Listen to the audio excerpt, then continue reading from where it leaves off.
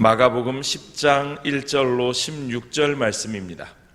신약성경 70면에 있는 말씀, 마가복음 10장 1절로 16절 말씀 한 절씩 교독하겠습니다.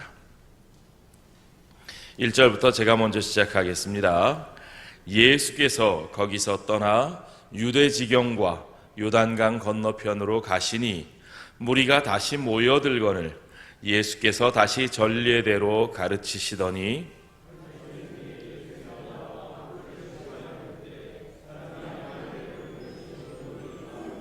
대답하여 이르시되 모세가 어떻게 너희에게 명하였느냐?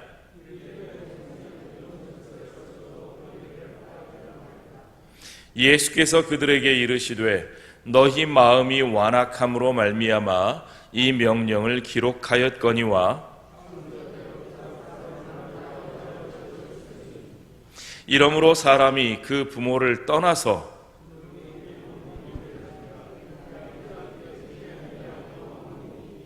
그러므로 하나님이 짝지어 주신 것을 사람이 나누지 못할지니라 하시더라.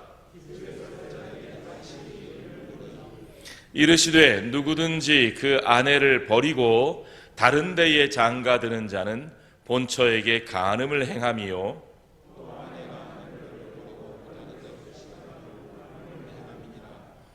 사람들이 예수께서 만져주심을 바라고 어린아이들을 데리고 오매 제자들이 꾸짖거늘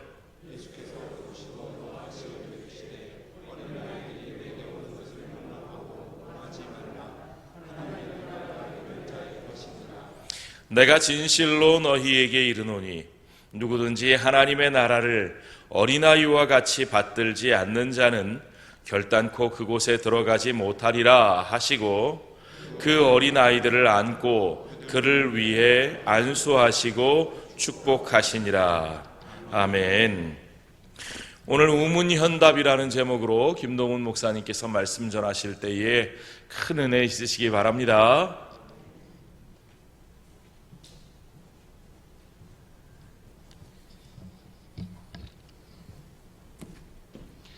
잠시 기도하겠습니다. 사랑이 많으신 하나님 아버지 감사드립니다. 오늘도 저를 이 강단 위에 세우시고 또한 말씀을 선포할 수 있도록 은혜 베풀어 주시니 감사합니다. 이 자리에 참여한 성도님들과 온라인으로 영상으로 시청하는 모든 성도님들에게 동일한 메시지가 또한 동일한 하나님의 음성이 들려질 수 있는 은혜 있게 해주시옵시고 말씀 가운데 저희들이 잘 거할 수 있도록 은혜 베풀어 주시옵소서. 오늘 이 시간 마치는 시간까지 우리의 마음과 생각을 지켜서 영과 진리로 예배드릴 수 있도록 은혜 베풀어 주시옵소서. 함께 하실 주님을 기대하오며 감사드리며 예수님 이름으로 기도드립니다. 아멘. 사실 우문현답이라는 제목을 지어놓고 설교를 준비하는데 어떻게 보면 우문현답이라는 제목보다 다른 게 더 어울릴 것 같다라는 생각을 사실 많이 해봤습니다. 이혼에 대해서 요즘은 참 많이 이야기가 되는 것 같습니다. 교회 내에서도 참 이혼한 가정들이 많이 있는 것 같고요. 우리 교회는 사실 제가 잘 알지는 못하지만 그리고 교회 내에서도 이제 이혼한 가정이 있으면 묻기가 꺼려지지 않습니까? 근데 예전에 제가 사역했던 교회에서는 이혼한 가정이 생각보다 많이 있었습니다. 그런데 이혼한 가정에 대해서 요람을 보고 이 집사님 어떠세요? 이렇게 물어봤을 때 여전도사님의 그 표정이 안색이 굳으면 더 이상 질문을 하면 안 되는 가정이다 라고 그때 당시로는 그렇게 판단을 했었습니다. 그런데 오늘 본문을 보면 어떤 내용과 어떤 내용이 들어가 있냐면 이혼에 관한 예수님의 가르치심과 또 어린아이들을 축복하신 내용, 어떻게 보면 전혀 상관없는 두 가지 내용이 같이 들어가 있는 것을 알 수 있습니다. 그런데 왜 오늘 이 내용을 함께 읽었는지, 또 병행 본문인 마태복음에서도 왜 이 두 개의 내용이 함께 쓰여져 있는지를 함께 나누어 보고자 합니다. 이에 앞서서 우리가 먼저 몇 가지를 살펴보았으면 하는 것이 있는데요. 모세는 왜 이혼 증서를 써서 아내를 내보내도록 했을까라는 질문입니다. 이혼 증서가 이혼을 합법화해서 아내를 내버릴 수 있도록 조장하기 위한 것이 아니라 그런 번거로운 절차를 통해 가지고 다시 한번 잡을 수 있도록, 마음을 잡을 수 있도록 권면하는 것입니다. 일종의 법적인 문서를 요구함으로 사소한 이유로 너희가 이혼하지 말라라는 그 뜻이죠. 우리도 그렇게 하지 않습니까? 예전에 사랑과 전쟁을 보면 막 사연이 나온 후에 맨 마지막에 뭐죠? 4주간의 조정기간을 거치고 다시 뵙겠습니다. 아무도 안 보셨습니까? 저는 한때 재밌게 봤거든요. 근데 항상 마지막에 보면 4주의 조정기간을 거치고 다시 뵙겠습니다. 근데 그 조정기간이 다시 붙게 되는 그 역할을 감당하지 않습니까? 그것과 같이 이 모세는 사소한 이유로 너희들이 이혼하지 말라라는 것을 강조하기 위해서 일종의 절차를 요구했던 것입니다. 그리고 또 두 번째로는 배우자가 부정을 저지르면 이혼해야 되는가라는 것입니다. 이혼의 사유가 될 수는 있지만 이혼의 법칙은 될 수 없다는 것입니다. 뭐냐면 이것으로 인해서 이혼으로 갈 수는 있지만 저질렀기 때문에 무조건 이혼이라는 법칙으로 성립하지는 않는다는 것입니다. 배우자가 부정을 행하였을 시에 예수님은 그런 경우에는 이혼을 허락하셨지만 그럼에도 불구하고 반드시 이혼할 것을 요구하지는 않으셨습니다. 왜냐하면 하나님의 은혜와 그리고 하나님의 용서가 있는 곳에서 모든 상처받은 인간관계의 치유를 가져다 주기 때문입니다. 쉽게 결혼 생활을 끝내는 것보다 힘들겠지만 관계의 회복을 통해서 결혼 생활을 유지하는 것도 바람직하기 때문입니다. 그리고 세 번째로 살펴보아야 할 것이 이혼은 항상 나쁜 것인가 라는 질문을 한번 살펴보고 싶습니다. 항상 나쁜 것이 아니라는 결론으로 일단 시작하겠습니다. 왜냐하면 예수님 당시뿐만이 아니라 고대 근동 그 이전에서도 당시 여자들은 법적으로 지위를 보장받기 힘든 상황에 있었습니다. 그리고 남편을 기쁘게 하지 못한다는 이유로 이혼을 당하기도 했었죠. 이런 상황에서 예수님께서는 하나님의 섭리하에 이루어진 일이며 이혼은 결코 하나님의 뜻이 아니라는 것은 분명히 하였습니다. 그러나 이혼이 반드시 나쁜 것만은 아니다라고도 우리는 이해할 수 있습니다. 마태복음 5장 32절에서는 나는 너희에게 이르노니 누구든지 음행한 이유 없이 아내를 버리면 이는 그로 간음하게 함이요 또 누구든지 버림받은 여자에게 장가드는 자도 간음함이니라 라고 말씀을 하였습니다. 그리고 후에 바울은 믿지 않는 배우자가 먼저 갈라서기를 원할 때는 이혼이 가능하다고도 고린도전서 7장에서는 말씀을 하고 있습니다. 사도 바울이 고린도전서 7장에서 이혼에 관한 내용을 상당히 길게 기술을 해놓고 있는데요. 그리고 또 한 가지가 우리가 살펴보아야 될 것이 무엇이냐면 이게 중요한 것입니다. 오늘 본문이 일어난 시점이 과연 언제인가라는 질문이 필요하다는 것이죠. 오늘 본문에 나타난 이 시점은 예수님께서 십자가에 달리시기 한 달 전의 일입니다. 그리고 이 말은 복음 전파에 아주 힘을 쓰고 있을 때고 또한 지리적으로는 예수님의 사역의 장소가 갈릴리 지역에서 이제 그것이 종료되고 예루살렘으로 향하고 있는 그 시점에 이 내용이 다뤄지고 있다는 것입니다.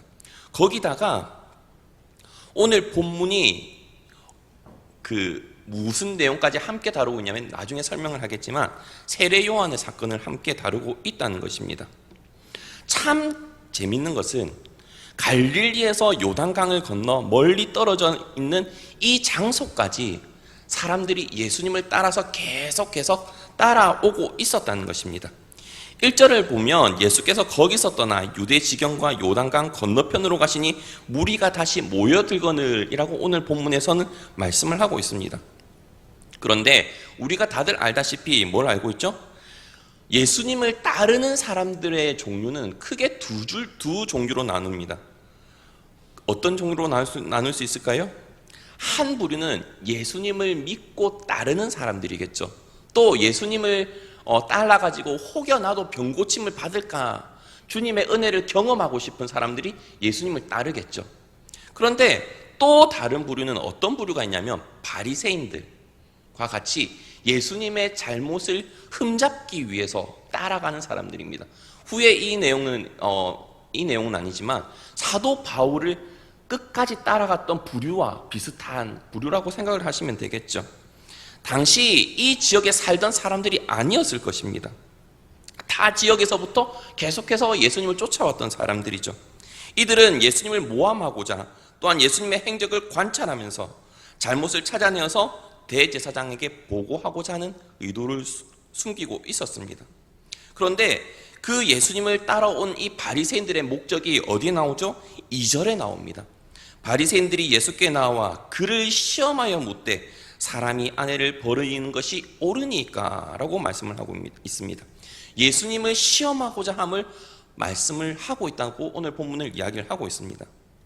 그런데 이렇게 사람이 어떤 질문을 할 때는 크게 두 가지 유형이 있지 않습니까? 정말 궁금해서 하는 질문, 아니면 너 이거 알아? 아니면 그 사람의 잘못을 꼬투리를 잡기 위해서 하는 종류가 있겠죠. 저희 아들이나 저희 딸이나 저한테 수도 없이 질문하는 것이 있습니다. 했던 질문 또 하고 했던 질문 또 하고, 분명히 궁금해서 질문을 했을 텐데 가르쳐줘도 계속 합니다. 어린아이들은 많이 경험을 해보셨을 텐데요. 가르쳐줘도 왜 묻습니까? 아빠가 계속 가르쳐줄 줄 믿으니까 또 가르쳐주겠죠. 또 때로는 계속 사달라고, 내가 이것에 대해서 관심이 있으니까 이것을 사주십시오라고 하면서 그 마음의 숨은 뜻을 품고 물을 때가 있기도 합니다. 그런데 오늘 본문에 나오는 이 바리새인들은 예수님께 질문을 한 후에 그 대답 속에서 잘못을 찾아내서 흠을 잡기 위해서 이 질문을 하고 있다는 것입니다. 그 답을 바리새인들이 몰라서 묻겠습니까? 오늘 본문을 보면 이 예수님의 질문에 바리새인들은 그 답을 이미 말을 하고 있습니다. 바리새인들이 오히려 예수님께 이런 질문을 받습니다. 모세는 어떻게 명하였느냐라고 말이죠. 그러니까 바리새인들이 그에 대한 예수님의 질문에 대답을 합니다. 4절에 모세는 이혼 증서를 써주어 버리기를 허락하였나이다 라고 말씀을 하고 있죠. 그런데 이 내용이 신명기 24장 1절에 나와 있습니다. 사람이 아내를 맞아여 데려온 후에 그에게 수치되는 일이 있음을 발견하고 그를 기뻐하지 아니하면 이혼 증서를 써서 그의 손에 주고 그를 자기 집에서 내보낼 것이요. 분명히 모세가 아까도 말했다시피 이혼 증서에 대한 이유가 있습니다.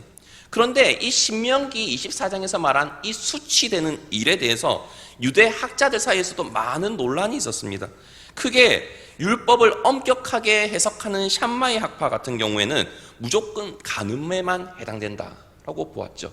그런데 다른 율법의 해석에 대해서 매우 자율적으로 능동적으로 좀 넓게 보는 이 힐렐 학파 같은 경우는 어떤 조건에든지 이혼이 가능하다라고 보았습니다. 심지어 남편을 위해서 또한 자녀들을 위해서 밥을 하다가 밥을 태웠을 때 그런 경우에도 이혼이 가능한 사유가 될 수 있다라고 보고 있다는 것입니다. 왜냐하면 당시 아까도 말했다시피 여자들에게는 인권이 없었고 또한 소유물로 보아지던 시기였기 때문입니다. 신명기 말을 문자적으로 받아들여가지고 이혼 증서만 써주면 된다라고 생각을 했죠. 그런데 또 한 가지 살펴볼 것은 과연 그렇다면 바리새인이 이런 질문에 대한 답을 몰라서 예수님께 질문을 할 것은 아닌데 왜 이 질문을 공교롭게도 이 시점에 했냐라는 것입니다. 이 시점은 아까도 말했다시피 세례요한과 맞닿아 있습니다. 세례요한과 맞닿아 있다는 말은 세례요한이 어떤 계기를 통해서 죽임을 당한 사건 이후에 오늘 본문의 내용이 있다는 것이죠. 세례요한이 무엇 때문에 죽었을까요? 당시 이스라엘 가운데 갈릴리 지역을 통치하던 사람은 헤롯 안티파스였습니다. 그런데 이 헤롯 안티파스는 헤롯 대왕이 죽고 나서 이 이스라엘이 3등분으로 크게 나뉘거든요. 3등분으로 나뉘어가지고 그 세 명에게 아들 세 명에 딱딱딱 나뉘어지게 될 때 한 명을 뭐라고 지칭하냐면 우리가 다들 알다시피 분봉왕이라고 지칭을 합니다. 이때 갈릴리 지역에서는 이 헤롯 안티파스가 분봉왕으로 임명되게 됩니다. 그런데 그때 이 헤롯 안티파스는 자신의 아내였던 파사엘스 공주를 내쫓고 빌립의 헤롯 빌립의 아내였던 헤로디아를 데리고 와서 살았습니다. 헤롯 빌립은 자신의 배다른 동생입니다. 그런데 원래 아내였던 파사엘스가 헤롯 안티파스가 다스리던 지역의 나바티안 공주였습니다. 그렇기 때문에 헤롯 안티파스는 파사엘스와의 이혼으로 인해서 나바티안 사람들과 반목을 가져왔고, 또 나중에는 이들과 전쟁이 일어나게 되고, 또한 결국은 이 일로 안티파스와 헤로디아는 유배를 가서 유배지에서 죽음을 당하게 되는 것까지가 이 헤롯 안티파스의 생애입니다.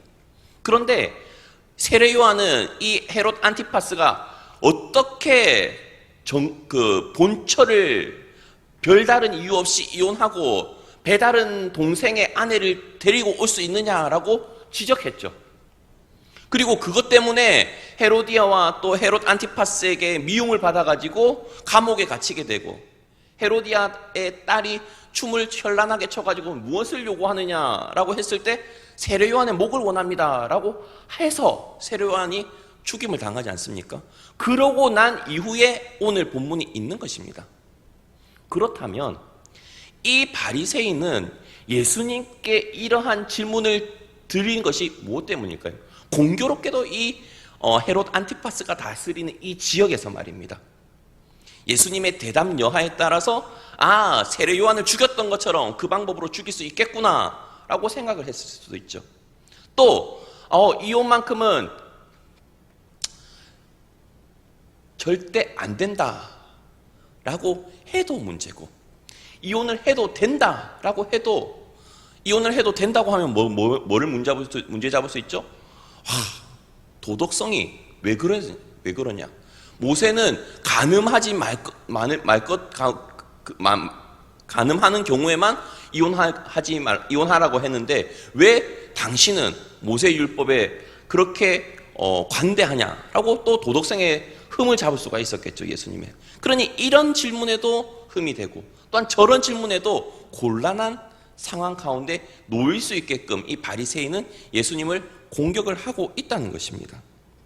그런데 이 본문을 우리가 다시 한번 살펴볼 때 어떤 게 필요하냐면, 그렇다면 이 내용을 들을 때 우리는 어떻게 받아들여야 될까요?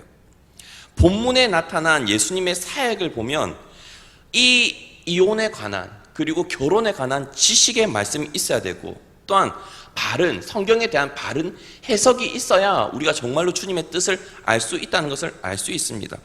예수님께서는 정확하게 구약의 성경 구절을 인용하고, 또한 모세의 정확한 의도도 알고 있습니다. 그렇기 때문에 예수님은 이 바리새인의 시험을 잘 통과했습니다. 뭐라고 예수님께서는 말씀하시죠? 창조 때로부터 사람을 남자와 여자로 지으셨다. 그리고 둘이 한 몸이 될지고, 또 그런즉 이제 둘이 아니고 한 몸이다 라고 오늘 본문에서는 말씀합니다. 그리고 모세가 그렇게 율법을 준 것은 너희들의 완악함 때문이지 이혼을 장려하기 위한 것이 아니다 라고 말씀을 하고 있지 않습니까?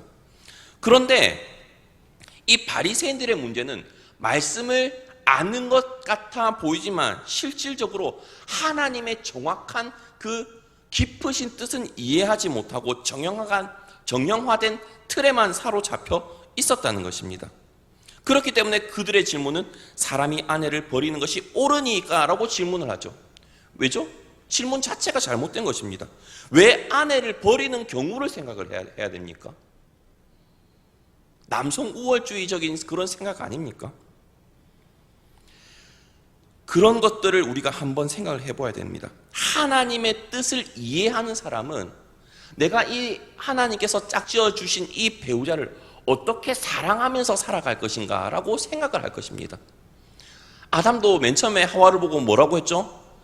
내 살 중에 살이요 뼈 중에 뼈라 라는 그런 고백을 하지 않습니까? 그런데 완악하고 하나님의 뜻을 올바르게 이해하지 못한 사람은 어떻게 하면 이혼을 할 것인가, 어떻게 하면 갈랐을 것인가, 합법적으로 이것이 자연스럽게 남들에게 비방을 받지 않고 할 수 있을 것인가 라는 것을 먼저 생각을 할 수도 있다는 것입니다. 하나님은 부부가 하나 되기를 원하시고, 또한 나아가서 믿음의 공동체도 하나가 되기를 원하신다는 것입니다. 그런데 왜 바리새인들은 분열을 먼저 생각합니까? 왜 한 몸을 이룬 아내를 버리는 상상을 합니까? 예수님께서 말씀하셨다시피 너희들의 마음이 완악하기 때문이다 라고 우리는 알 수 있습니다.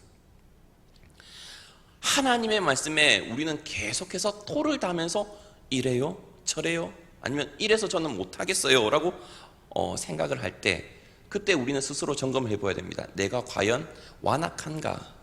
완악해서 하나님의 말씀을 꼬아서 듣나? 라는 질문을 던져볼 수 있는 것이죠. 예수님께서는 아내를 별 이유 없이 버리는 자는 간음하는 자라고 11절과 12절에 말씀하고 있습니다. 이르시되 누구든지 그 아내를 버리고 다른 데에 장가드는 자는 본처에게 간음을 행하며 또 아내가 남편을 버리고 다른 데로 시집가면 간음을 행함이다 라고 말씀을 하고 있습니다. 그런데 이 예수님께서는 그런 말씀들을 다 하시면서도 꼭 여지를 남겨두십니다. 오늘 본문뿐만이 아니라 다른 데서도 뭐라고 항상 말씀하시냐면 귀 있는 자는 들을지어다, 아니면 들을 귀 있는 자는 들을지어다 라고 말씀하십니다. 그렇기 때문에 한편으로는 우리가 귀 있는 자가 들어야 됩니다. 왜냐하면 바리새인들처럼 우리도 때로는 예수님의 그 뜻을 알지만 과연 100% 온전하게 알까? 하나님의 말씀이 이 성경이라는 것은 알지만 과연 내가 이 성경을 정확하게 알고 있을까라는 질문에 100% 확신은 못하기 때문입니다. 물론 저도 그렇지만 말입니다. 그리고 오늘 본문 뒤에 뒷부분을 보시면 예수님께서 어린아이들을 축복하시는 내용이 나옵니다. 그런데 이 장면도 참 재미가 있습니다. 분명히 앞선 본문인 9장 33절부터 37절, 마가복음 9장입니다. 오늘 본문 앞의 내용입니다. 그런데 그 내용에 9장에서는 어떤 내용이 나오냐면 예수님께서는 제자들이 누가 크냐라고 다투는 장면에서 이렇게 말씀하십니다. 어린아이 한 명을 데려다가 그들 가운데 세우시고 나서 어린아이 하나를 영접하면 곧 예수님을 영접하는 것과 같다라고 마가복음 9장에서는 설명을 하시죠. 그런데 병행 본문인 마태복음에서는 조금 더 강하게 말씀하십니다. 마태복음에서는 아이를 영접하는 것이 예수님을 영접하는 것이라고 말씀하신 이후에 엄청나고도 두렵고도 떨리는 말씀이 있습니다. 마태복음 18장 5절과 6절을 제가 천천히 읽어드리겠습니다. 마태복음 18장 5절과 6절입니다. 또 누구든지 내 이름으로 이런 어린아이 하나를 영접하면 곧 나를 영접함이니 누구든지 나를 믿는 이 작은 자 중 하나를 실족하게 하면 차라리 연자맷돌이 그 목에 달려서 깊은 바다에 빠뜨려지는 것이 나으니라. 많이 아시는 구절이죠. 이 아이, 작은 아이 하나를 영접하면 나를 영접하는 것이고, 이 작은 아이 하나를 실족하게 하면 아사리 목에 당나귀가 수레를 끄는 그런 연자맷돌을 목에 메고 바다에 빠져 죽는 것이 오히려 더 나을 정도다라고 설명하는 것이죠. 얼마나 두려운 말씀입니까? 그런데 마태복음에서는 또 천국에서는 누가 크냐라고 하는 이 제자들에게 마태복음 18장 3절, 오늘 본문과 병의 부분이 바로 그 앞의 내용입니다. 18장 3절에서는 너희가 돌이켜 어린아이들과 같이 되지 아니하면 결단코 천국에 들어가지 못하리라라는 말씀까지 있다는 것입니다. 그리고 오늘 본문과 완전히 똑같은 마태복음 19장 14절에서는 예수께서 이르시되 어린아이들을 용납하고 내게 오는 것을 금하지 말라. 천국이 이런 사람의 것이니라 하시고 라고 되어 있습니다. 그런데 보십시오. 예수님이 병행 본문이든지 오늘 우리가 읽은 마가복음이든지 앞에 어떤 사건이 있었죠? 누가 크냐라고 자기네들끼리 다툴 때 예수님께서 어린아이 한 명을 데려와가지고 그 이야기를 하셨잖아요. 그죠? 그러면 예수님께서 이 어린아이 한 명이 얼마나 귀한지, 귀한 존재인지 천국과 하나님 나라의 예까지 들어주시면서 그렇게 말씀하셨는데 사람들이 아이들을 데리고 오는 것을 왜 막습니까? 그렇게 예수님께서 아이들을 귀중하게 여기시는 것에 대해서 말씀을 한 지 불과 얼마 지나지 않았는데 말입니다. 예수님의 가르침을 금세 까먹었기 때문입니다. 우리도 그렇지 않습니까? 말씀을 어제 듣습니다. 매주일 듣고 매일 새벽에도 말씀을 듣고 매일 말씀을 듣는데 아침 식사하고 나면 까먹습니다. 때로는 아침 식사 전에도 까먹습니다. 주일 예배 드리고 나서 집에 들어가기 전에 오늘 본문이 뭐였지? 본문부터 기억이 안 납니다. 본문이 기억이 안 나는데 제목이라도 기억이 날까요? 그것이 우리들의 모습 아닙니까? 제자들도 그랬다는 것입니다. 예수님께서 이 어린아이들을 얼마나 귀중하게 여기시는지, 소중하게 여기시는지, 하나님 나라가 이런 아이들의 것이라고 말씀까지 하셨는데 그단세 까먹어버립니다. 자, 이제 아까의 이혼의 내용과 어린아이의 내용을 합쳐서 한번 생각을 해보겠습니다. 마태복음에서도 그렇고 오늘 본문인 마가복음에서도 그렇고 똑같이 이혼에 관한 내용 뒤에 어린아이에 관한 내용을 함께 다루고 있습니다. 그런데 다른 것 같아 보이는 내용이 실상은 한 가지로 귀결됩니다. 그것이 무엇이냐면 마가복음에서는 하나님 나라라고 되어 있고 마태복음에서는 천국이라고 되어 있습니다. 하나님께서는 이 땅 가운데 제일 먼저 공동체를 뭘 주셨죠? 가정 공동체를 주셨습니다. 아담에게 제일 먼저 허락하신 것이 하와였습니다. 그런데 하와를 주시면서 뭐라고 말씀하셨냐면 사람이 혼자 있는 것이 좋지 못하기 때문에 주셨습니다. 그런데 그 돕는 배필이라고 하면서 주셨죠. 자, 돕는 배필. 저는 이 말씀, 이 단어가 너무나도 은혜스러워요. 왜 그러냐면 이 돕는 배필이란 말 안에 하나님께서 우리 인간들을 향하신 모든 뜻이 포함되어 있기 때문입니다. 뭘 돕는 배필일까요? 집안일요? 청소요? 설거지요? 빨래요? 저는 물론 그런 것도 포함될 수 있지만 하나님께서 이 돕는 배필이라고 하와를 주신 이유는 아담 혼자서는 이 세상에서 하나님만 바라보면서 살 수 있는 환경 가운데 그것을 유지하기가 힘들기 때문에 하와를 주시면서 아담이 하나님께로 잘 나아갈 수 있도록 하나님께 예배를 잘 드릴 수 있도록 다른 방향으로 잘 보지 않도록 그것을 돕는 역할로 하와를 주셨다는 것입니다. 물론 하와 때문에 더 엇나가긴 했죠. 하와가 선악과를 먹었을 때는 아무 이상이 없었습니다. 그죠? 벗은 줄을 몰랐어요. 누가 먹었을 때 그들의 눈이 밝아졌습니까? 아담이 먹었을 때 그들의 눈이 밝아졌습니다. 성경을 보면 아담에게 하와를 돕는 배필로 주셨다시피 모든 가정에는 서로가 서로에게 돕는 역할을 해야 된다는 것입니다. 어떤 역할이죠? 남편을 아내를 도와서 한 가정을 세우고 주님이 주신 이 땅 위에 하나님의 나라를 세우는, 이 가정 위에 하나님의 나라를 세우는 것, 그것이 하나님께서 원하시는 뜻입니다. 그런데 그 가정이 깨어지는 것은 하나님의 나라가 깨어지는 것과 똑같지요. 하나님은 그것을 원하지 않으신다라고 예수님은 말씀을 하지 않습니까? 그리고 그렇게 가정을 세워야만 하나님의 뜻을 알 수 있습니다. 저도 이제 뒤에서 아내가 있지만 아내랑 연애를 할 때는 물론 연애할 때도 많이 싸웠습니다. 원거리 연애를 했거든요. 저희는 시차도 너무나도 차이가 나는, 한국과 샌프란시스코의 그 시차는 열 몇 시간 시차입니다. 한국에서 오후 3시면 샌프란시스코는 밤 11시입니다. 전화 통화하기도 힘들고 한번 싸우면 풀기도 힘듭니다. 그런데 여러 번 많이 싸워도 그때보다 더 많이 싸운 때가 언제인 줄 아십니까?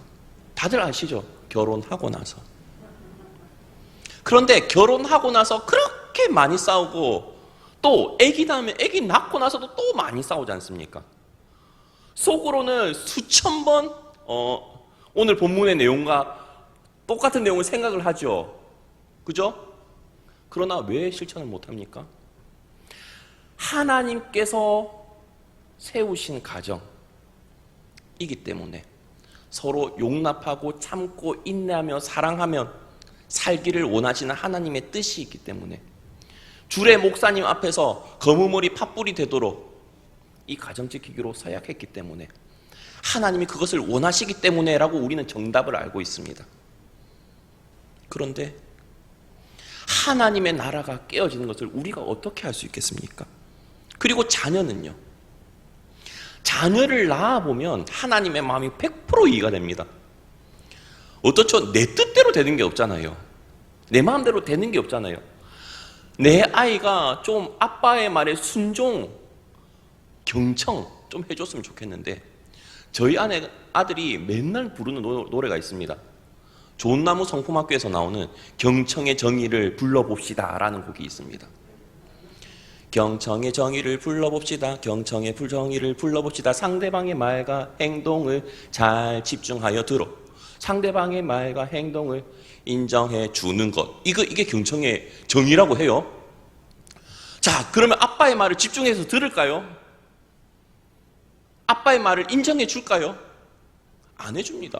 저번에 얼마나 화가 났던지. 그 노래 그만 부르라고. 아빠 말도 안 들으면서 왜 경청의 정의를 불러보냐고. 그게 부모의 마음이잖아요. 근데 아이를 보면서 누구의 마음을 알지 않아요? 하나님 아버지의 마음을 알잖아요. 왜 하나님께서 우리에게 가정을 주시고 자녀를 낳으셨냐면, 하나님이 진짜 이스라엘 백성들을 끝까지 데리고 가신 이유를 알겠구나. 정말로 속에 천불이 나도 내 자녀니까, 내 백성이니까 끌고 가시는구나 라는 것을 알잖아요. 우리가 자녀 안 낳아보면 하나님의 마음을 알겠습니까? 내 마음대로 살았는데요. 결혼하기 전엔 더 내 마음대로 살았는데요. 아내 말에 맞춰주고, 또한 서로 꺾이고 꺾이면서 내 고집 내려놓으면서 맞춰가고, 또한 자녀를 낳게 되면 더 내 자아는 내려놓게 되는 것이 결혼 생활이 아닙니까? 저는 그렇게 생각을 합니다. 그렇게 해야 하나님의 마음을 알게 되고, 하나님께서 왜 이 세상 살아가면서 가정을 주신 건지, 왜 자녀를 주신 건지 알게 되지 않습니까? 저는 우리 성도님들도 이 말씀을 그렇게 받아들였으면 좋겠습니다. 오늘 본문 15절에서는 이렇게 말씀합니다. 내가 진실로 너에게 이르노니 누구든지 하나님의 나라를 어린아이와 같이 받들지 않는 자는 결단코 그곳에 들어가지 못하리라 라고 말입니다. 아이들은 이렇습니다. 제가 아이들을 많이 혼내는 편일까요? 많이 혼내지 않는 편일까요? 많이 혼냅니다. 정말 많이 혼냅니다. 그런데 저보다도 아내를 더 무서워합니다. 왜냐하면 항상 엄마랑 같이 있기 때문이죠. 그런데 아내가 어느 정도 수위로 애들을 혼내는지 모르지만, 애들이 저를 좋아할까요? 아내를 좋아할까요? 당연히 엄마를 좋아합니다. 더 많이 혼내는데도. 왜죠? 자기를 그 누구보다도 사랑해준다는 걸 알기 때문이에요. 하나님의 나라를 어린아이와 같이 받들지 않는 자는 바로 그런 거예요. 하나님이 나의 하나님이시고 나의 아빠가 되시기 때문에 아무리 나를 징계한다 할지라도 하나님이 내 아빠라는 것을 아는 것, 그것이 어린아이와 같은 믿음이라는 거예요. 우리의 가정 가운데, 우리의 자녀 가운데 이런 믿음의 공동체를 세워가야 되지 않겠습니까? 아무도 아멘은 안 하십니다. 저 혼자 아멘 할게요. 저는 정말 그랬으면 좋겠습니다. 너무나도 부담스러운 말씀이긴 합니다. 그러나 하나님께서 왜 이 세상에 가정이라는 공동체를 주시고 자녀를 주셨는지 그 의미를 확인하게 된다면, 우리가 아이들을 보면서 하나님의 나라를 이렇게 볼 수 있구나. 내가 끝까지 참고 인내하면서 사랑하면서 용납하는 것이 하나님의 나라를 이루어가고 있구나 라는 것이죠. 우리 교회는 어떻습니까? 마지막으로 재미있는 예화 하나 하고 마치겠습니다. 물론 오늘 본문과는 조금 상관이 없습니다. 곽선희 목사님 아시죠? 서울에 큰 교회를 하고 계시는 곽선희 목사님 계신데, 그 목사님 교회에서 한번 임직을 한 것이 있었다고 합니다. 권사님을 뽑으려고 하는데, 곽 목사님께서 후보 권사님 중에 이혼한 분이 계셨다고 합니다. 이혼한 분이 그 목록에 올라가니까 권사님들 난리가 났습니다. 이혼한 사람이 어떻게 권사 목록에 올라갈 수 있습니까? 후보 목록에 올라갈 수 있습니까? 라면서 딱 곽선임 목사님을 찾아옵니다. 곽선임 목사님께서 그분들에게 뭐라고 말씀하셨는지 아십니까? 권사님들, 지금까지 집사님들, 장로님들과 살면서 이혼하고 싶었던 적 있습니까? 없습니까? 있지요. 수도 없이 많죠. 그런데 용기가 없었네요. 권사님들은 혼자 살 용기가 없어서 이혼하지 못하신 분들이고, 이 권사님 후보이신 이 집사님은 용기가 있어서 그렇게 이혼하시고 지금까지 교회를 위해서 헌신해 오셨는데 뭐가 문제가 됩니까? 라고 이야기를 하셨습니다. 우리는 이혼하면 안 되지만, 물론 이혼하는 거 하면 안 되지만, 이혼한 사람을 너무 정지하면서 보는 것도 안 좋다는 것을 말씀해 주고 있는 겁니다. 우리 주위에 깨어진 가정 참 많습니다. 그러나 깨어진 사람의 마음은 깨어진 사람만 알겠죠. 우리가 감나라 배나라 할 수 있는 것도 아닙니다.